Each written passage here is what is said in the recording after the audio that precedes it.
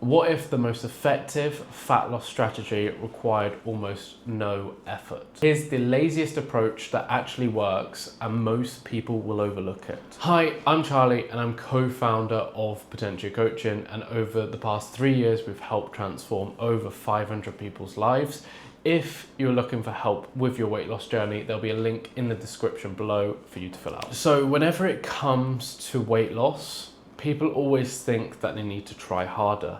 And the big question is, why try harder? Most people that try harder fail. They feel even more restricted. They try and exercise more, drop their calories even more, and it's just not gonna work long term. As you restrict yourself more, as you increase your exercise, it's gonna lead to burnout. And burnout long term, getting fatigued, struggling, it's just gonna, one, probably make you resent the journey, two, make you even feel like it doesn't actually work, and three, think, how is this gonna be my way of life? That's something that you're not going to consistently stick to long term. So what you need to be looking at is doing less can actually be better, because you need to look at it more as sustainability over intensity. You've got, let's take person A and person B. Person A really cuts their calories, say they have 1,000 calories. They do exercise 6 times a week, they do cardio every day, they're doing 15,000 steps. But you have person B that, let's say they're on 1,500 calories.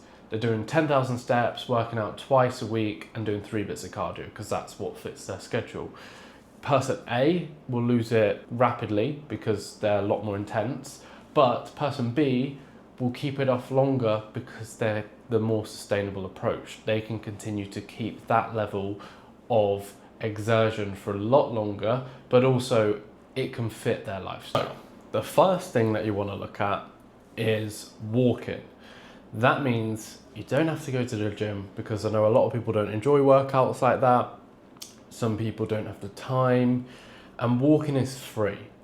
So we can look at your step count. The first thing that you want to look at is how much are you actually moving. So if you're someone that's only doing 5,000 steps a day, let's look at the easiest way to increase them.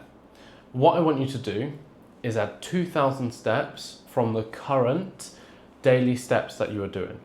That's going to add on a little bit of extra calorie expenditure, and that can be a needle mover for weight loss. And with that increase in your steps, it creates that deficit, which is what results in weight loss. But it's not going to be over exhausting, so you're tired by the end of the day.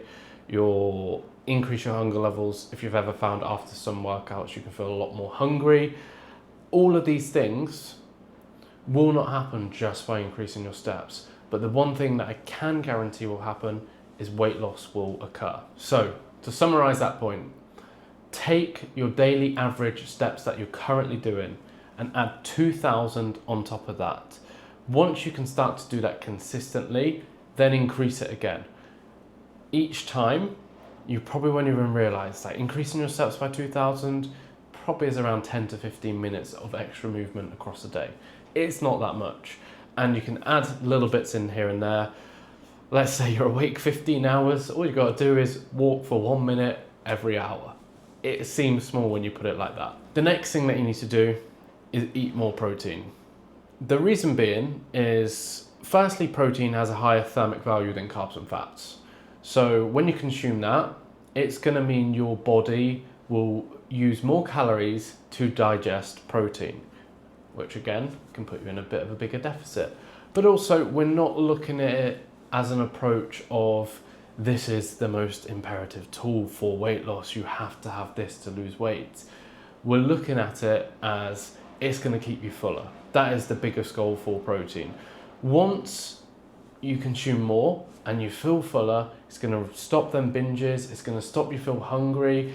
And mainly what happens when you're feeling hungry, that's when the bad snacks come in, that's when the chocolate, the crisps, whatever you want to name it, will start to fall in, because you need something quick and on the go. Protein can help prevent that. The simplest way for you to increase your protein without having to think about it at all is add 25 to 50 grams of the portions that you have in. So if you have 150 grams of chicken, have 175 or 150. Same with beef mince. Same with yogurt. If you have like Greek yogurt, if you have 150 grams, have 200 grams. That's going to add on a little bit of extra protein without you having to think about it. There are other things that you can use as well, like supplements. If you're someone that really does struggle to get it in from whole foods, supplements are such a useful tool. You can have protein powders, protein bars, protein yogurts, protein everything, but use a supplement if needed. The first thing that I would try is just increasing your portions ever so slightly. The biggest thing that lets everyone down when it comes to increasing their protein is actually their breakfasts. From the amount of people that I've coached that are having cereal for breakfast, like, yeah, cereal's great, but they're not getting that protein fix that will keep them fuller. So start by looking at your meals and set a small target for it. So let's say your protein goal is 150 grams. Could you say, right, for breakfast, I want to give myself 30 grams, then the remaining meals, I'll have 50 grams each for lunch and dinner, which means then I have to have 20 grams for snacks. Like, breaking it down that way really does help. The next thing, which is super simple, is just removing friction from your environment. So one of the biggest things that many people struggle with is actually their home and what they have in their home. So if you know you've got a cupboard that's stocked with sweet treats, your favorite crisps, your favorite fizzy drinks, all of these things are there. And on a moment of weakness, it might overpower willpower, which will then result in you having these foods. The biggest thing to do is just not stock them. I know it sounds brutal doing it like that, but if you know it's in the house, you're more likely to eat it. The one thing that you could do is be like, I'm gonna buy smaller bags of crisps so I can limit myself to one a day. Or you could say, I'm gonna buy 7 of my favorite chocolate bars so I know I can have one a day and only buy them once a week. Setting up your environment around that will really help. I've always found that I never keep any of the sweet treats or the foods that I enjoy as much in the house because, especially on a Friday or a Saturday, that's when I'm more likely craving it. I would rather optionally go out to the shop to get it rather than having it just sat in my house. And I know if you've got kids, it can be a little bit harder. One thing that I've actually recommended to people that I coach is if your kids have snacks that they enjoy, but you don't, stock more of them for them. That way you're less likely to pick at it.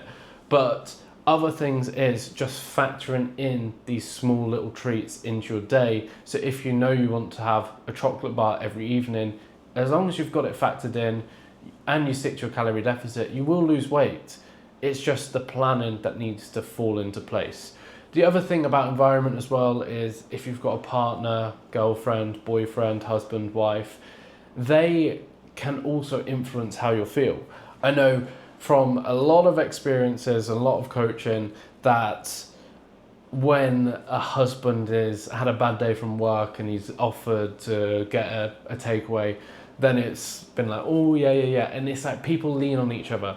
So telling people in your environment what goals you're working towards and saying, look, please don't try and put these pressures on me, can be a massive game changer as well. The final thing that you want to look at is sleep. So if you have poor sleep, it's going to cause an increase in your ghrelin, and that is your hunger hormone, and it will cause a decrease in leptin, and that is your satiated hormone, so your fullness.